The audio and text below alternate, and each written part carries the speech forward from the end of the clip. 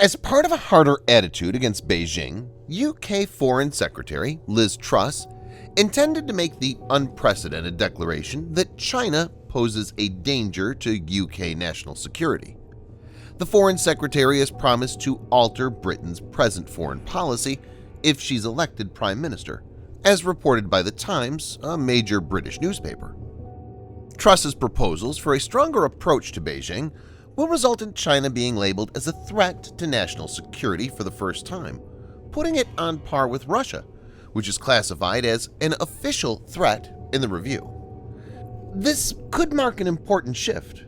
This comes after earlier this year, the North Atlantic Treaty Organization, or NATO, for the first time in its history recognized China's stated ambitions and coercive policies as a threat to the alliance's interests, security, and values, in a sign of the rapid shift in European geopolitical attitudes.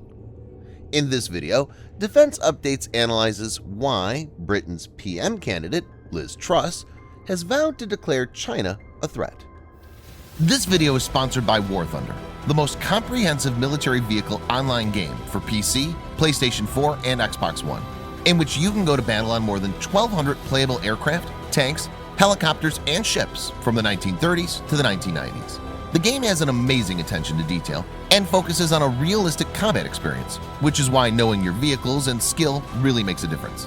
It's easy to get into, and all you need to play is nothing more but your mouse and keyboard or controller. Immerse yourself in cross-platform combat with more than 20 million other military vehicle enthusiasts from all over the world. Download and play War Thunder for free using the link in the description below, and also get a free bonus tank, aircraft, or ship, and 3 days of premium account.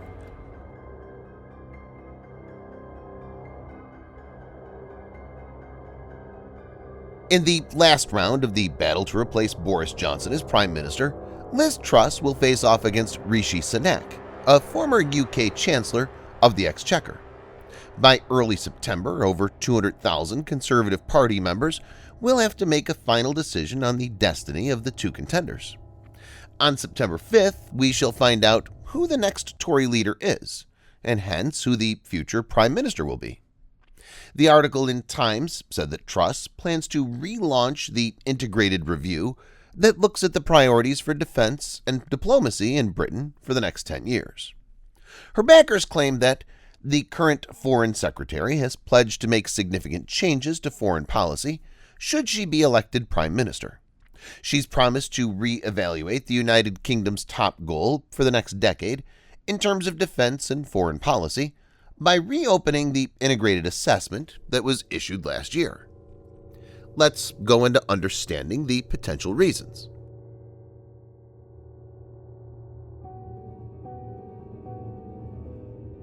It's well known that Beijing has been using its deep pockets to further its political and geostrategic goals.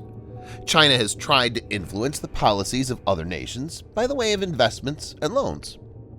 According to reports, Truss wants to make the adjustment so as to limit Treasury attempts to increase economic collaboration with Beijing. According to political analysts, Truss would prioritize national security concerns above economic collaboration. She's been vocal in condemning China's economic coercion in response to the Belt and Road program, and has been working with the G7 and other partners to mobilize investment into low- and middle-income nations.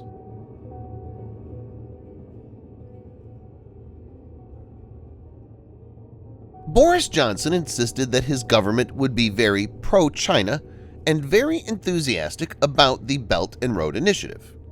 Since then, however, the UK has become one of China's most vocal critics, infuriating Beijing with its removal of Huawei from its 5G network, its decision to provide millions of Hong Kongers a pathway to British citizenship, and its plan to clamp down on Chinese investments. From China's so-called wolf warrior diplomats and massive disinformation campaigns to its crackdown on Hong Kong and aggressive posturing, Beijing succeeded in presenting itself as a much graver threat than what London understood earlier. Its intensified crackdown on Xinjiang's Uyghur population has only added to its rapidly deteriorating international image. Chinese attempts at meddling within the UK by spying, manipulating politicians, and controlling academic research have made it to the front page.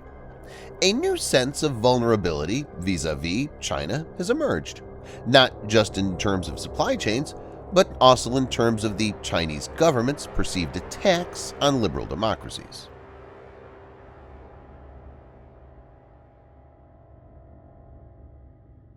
U.S. Secretary of State Antony Blinken has identified China as the most significant challenge to the international order based on norms.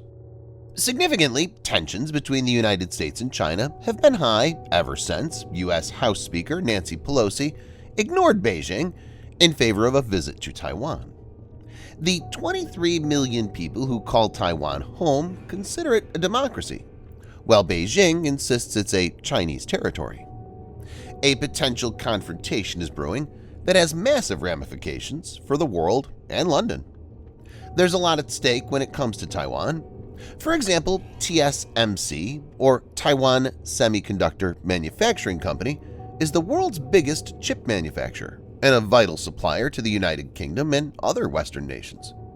China is also trying to control the South China Sea, which has been opposed by Britain. Last year, Britain sent a warship through the Taiwan Strait for the first time since 2008, a move that challenges Beijing's claim to the sensitive waterway and marks a rare voyage by a non-U.S. military vessel.